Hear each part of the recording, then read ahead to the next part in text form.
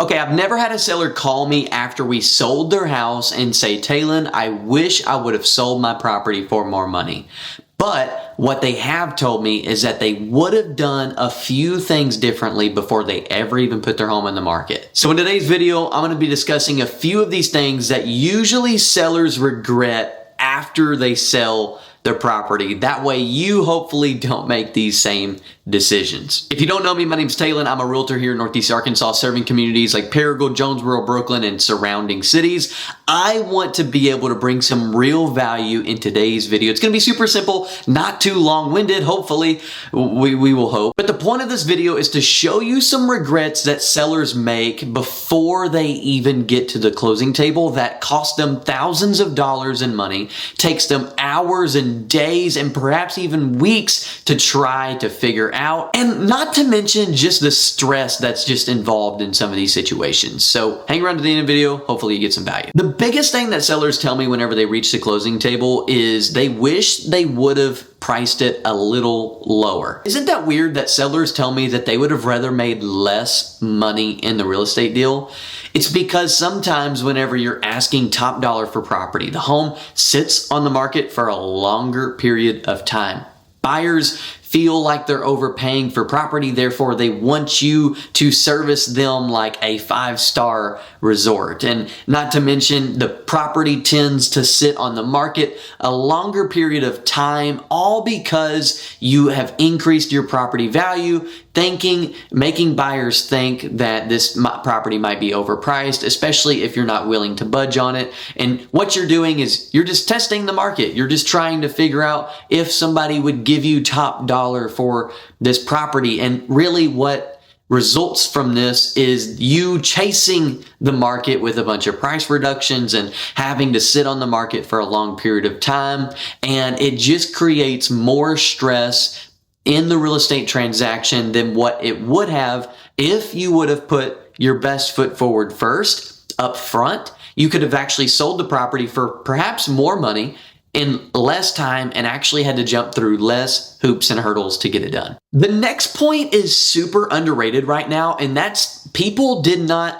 the next point is super underrated, and my sellers tell this to me all the time. They say, Talon, I wish I would have put a couple more $100 in the deal up front to make a few extra thousand. Now, let me say, I'm not trying to say to cover up something with a quick fix and put a Band-Aid on it. No, I'm actually referring to more cosmetic issues that keep people away from pulling the trigger on your home when they're walking through the property. I'm talking about paint. I'm talking about the smells. I'm talking about the dirty carpets that haven't been cleaned in 10 years, the pressure washing on the side of the house that should have been done when you bought it. You would be surprised how affordable, good quality light fixtures are that really give your property a step up in looks and appearance. And don't get me started on a good deep cleaning that makes your home feel clean, and they're not looking at the baseboards and seeing a bunch of dirt and debris. They can feel like you have taken care of the property, therefore they feel compelled to give you the best offer possible. Here's the question that I would challenge you on. Would you spend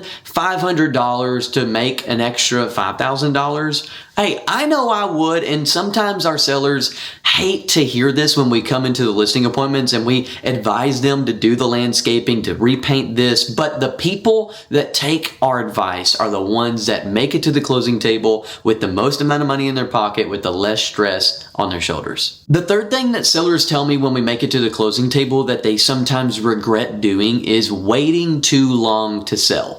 They drown themselves in the negative news media that says that the housing market's about to crash, and it says that, interest rates are at all-time highs and inflation is out the roof. But when in reality, right down the road is perhaps a really good deal, and we already have a buyer lined up for their property that can make them capitalize on the equity they have in their property now. They end up telling me, like, if I would have known this would have been possible months or even years ago, I would have pulled the trigger right away. And so many people feed themselves with false information, or they listen to their uncle that sold a house 10 years ago by himself, and they use that, and I don't mean this in a negative way, but that ignorant information, and then they use that to make a logical decision with. But unfortunately, if I want to seek medical advice, I'm going to go talk to a doctor. If I need, legal advice, I'm going to go talk with a lawyer. Like,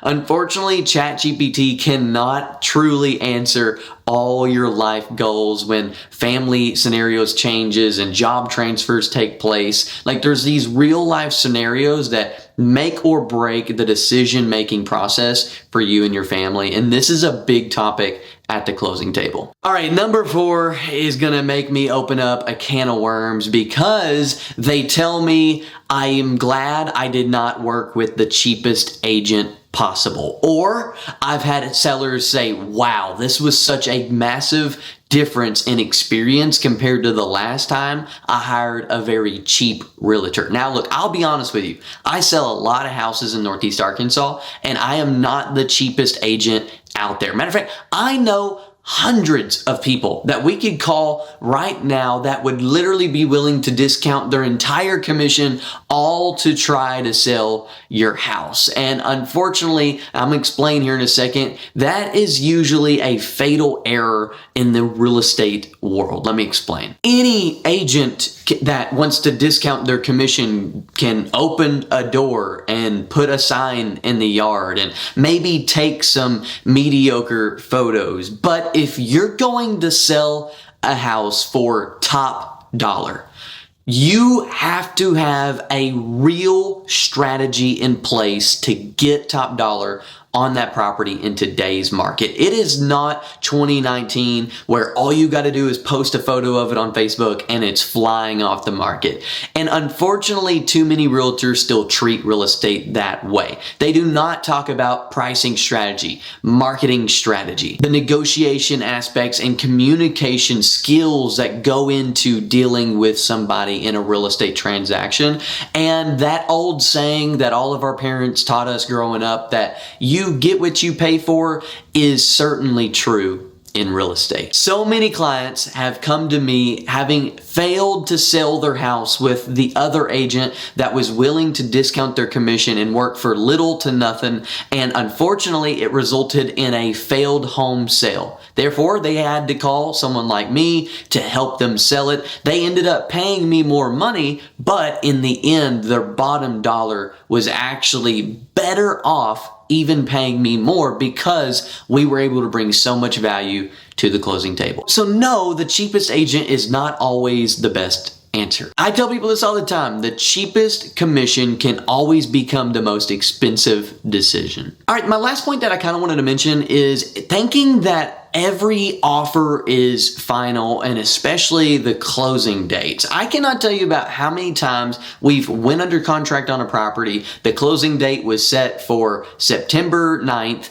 and unfortunately, because of title delays, lender issues, and maybe appraisal differences, all of a sudden we have to push that closing date out a week, and everyone's on the lines biting their nails and anxiety is out the roof. But at the end of the day, even when you receive offers up front, you got to remember that the sale process is not done. There's still plenty of negotiating factors to be considered. There's still repair items to negotiate and inspect. There's still appraisal items that might have to be taken care of before we ever even close on the house. And there's so many factors. There's so many parties involved with selling a house. And unfortunately, you have to have that mindset going into it. Otherwise, you might be mentally setting yourself up for failure. And this is like 0.5B, but I want to make this clear too, is getting emotionally attached to a deal in the middle of it. I understand the weight of selling a house. We've done it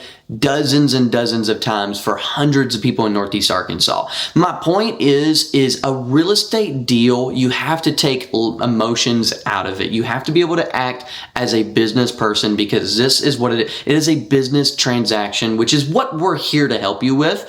But so many times sellers can get so emotionally attached and even come at realtors with like knives and pitchforks, blaming us for stuff that is completely out of our, expertise or realm of advising.